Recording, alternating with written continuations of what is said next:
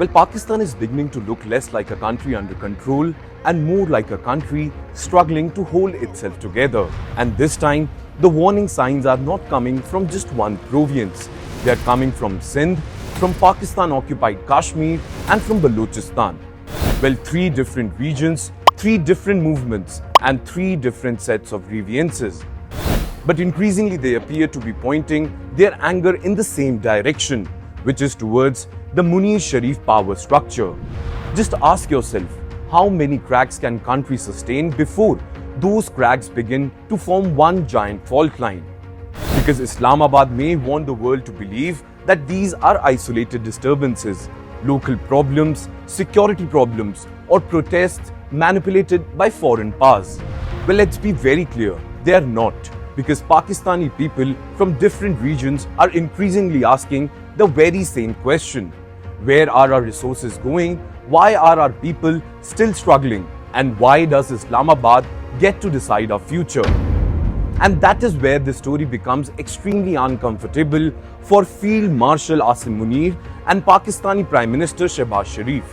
Well, come along and watch this edition of From the News Desk till the very end, because once we connect stories of dissent from these three different places, a startling picture emerges which indicate that Pakistan may not be facing three separate crises. It may be facing one much bigger crisis.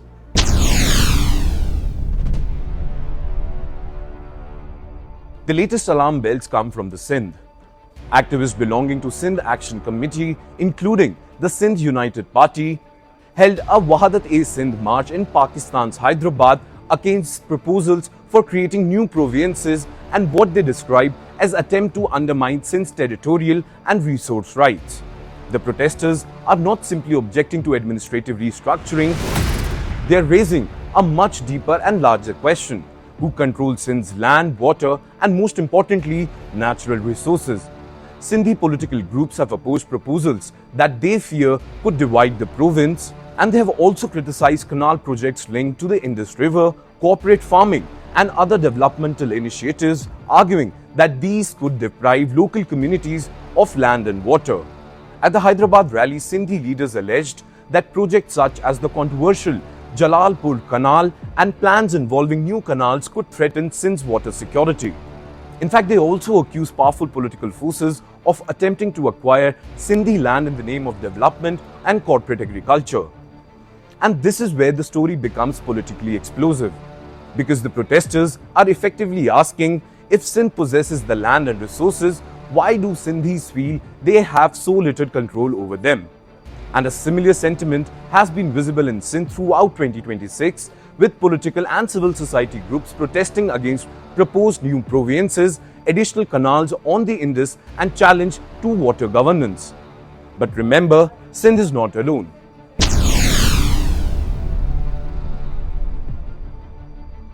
Travel west from Sindh and another crisis appears in Pakistan-occupied Jammu and Kashmir. Well, the region has already witnessed some of the most serious unrest in years, and protests led by Jammu Kashmir Joint Awami Action Committee have revolved around economic hardship, electricity, and food prices. And they also demand fair political representation and demands for greater accountability and rights. In fact, the unrest has been accompanied by clashes with security forces, deaths, and disruption to transport and banking and communication. And more alarmingly, the electoral process itself was disrupted by the security situation, while the JAC has continued to challenge the political arrangements in the region. And even after attempts at dialogue, the anger has not disappeared. On August 26, the JAC announced a fresh protest calendar.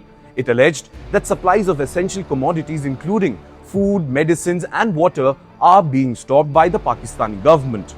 The new program includes a wheel jam and further demonstrations culminating in a major march on August 30. This is particularly significant because Pakistan's authorities have repeatedly indicated that they want dialogue. Prime Minister Shehbaz Sharif has also called for grievances to be resolved through talks, and the PMLN has proposed engagements with JAC representatives. But the very fact that the protest calendar is back suggests that the underlying dispute has not been settled.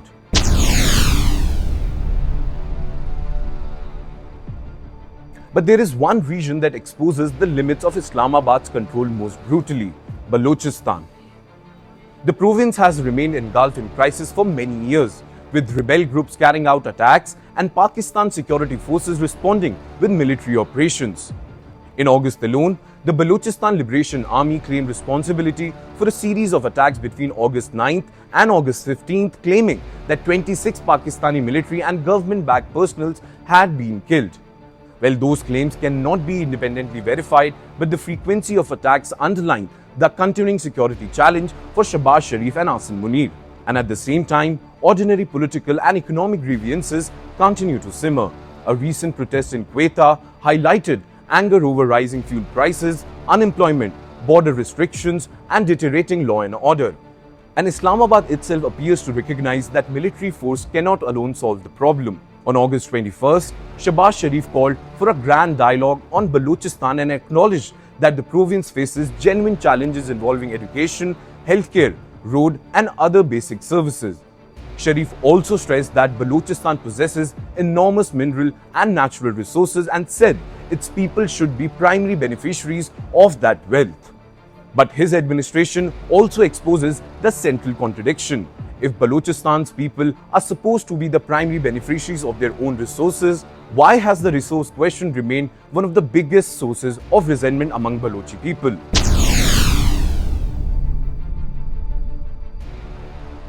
Now put Sindh, PoK and Balochistan on the same map.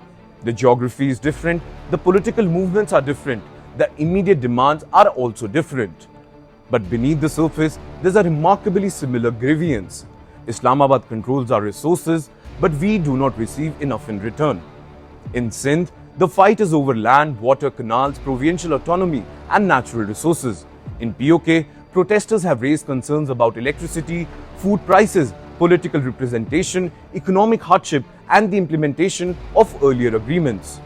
Then comes Balochistan, where the complaints include economic marginalization, unemployment, insecurity, political repression, and the distribution of benefits from the province's vast mineral and natural wealth. This is why simply describing these movements as law and order problems may miss the larger picture. Because when people repeatedly say their resources are being extracted while their communities remain deprived of basic services, the issue no longer being merely administrative, and it becomes a question of trust. And once people lose trust, the authority of the center begins to weaken.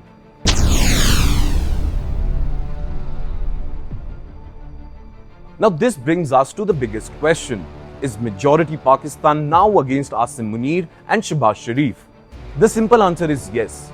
Multiple regions and political constituencies are increasingly challenging the establishment's model of governance. And that is a serious warning for Islamabad. Pakistan's establishment has historically relied heavily on a powerful center, a dominant military, and the promise of national security must come before regional political demands and basic necessities. But the protests in Sindh, the continuing anger in PoK, and the enduring situation in Balochistan suggest that this formula is under increasing pressure. And the problem for Islamabad is that economic grievances cannot be always defeated through security operations and military might. You can deploy more troops, you can impose restrictions, you can ban organizations, you can call protesters foreign-sponsored.